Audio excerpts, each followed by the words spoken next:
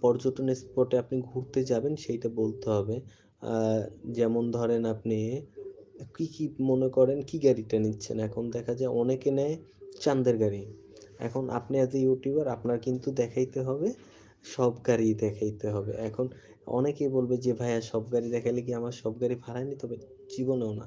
আপনার নিতে হবে না। কেন নিতে হবে না? আপনি সব গাড়ি কাউন্টার আছে। ওদের একটা মালিক সমিতি আছে যেটা ভাড়া নির্ধারণ করা থাকে। সেক্ষেত্রে আপনার বড় চান্দের গাড়ির ভাড়া হয় ৳১০,০০০, ছোটটার ভাড়া হয় ৳৮,০০০, ৮ জন বসতে পারে। সেই ভাড়াগুলো আপনার জানতে হবে। দেন আপনি যদি চান্দের গাড়িতে আ মিউচুয়াল করে যেতে পারেন অন্য একটা গ্রুপের সাথে যে কিভাবে তাদের সাথে পরিচয় হলেন, তাদের সাথে কিভাবে গেলেন এটা জানাইতে হবে।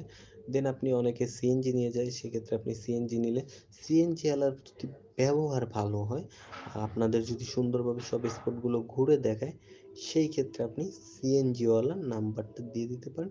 কারণ অনেকে গিয়ে ওই নাম্বারে ফোন করে যোগাযোগ করবে যদি সে ভালো হয়। এরপর আপনি কোন স্পটে গেছেন, কি খাইছেন না খাইছেন এগুলো সব বলল আপনার একটা ভিডিওর মধ্যে তুলে ধরতে হবে। তারপর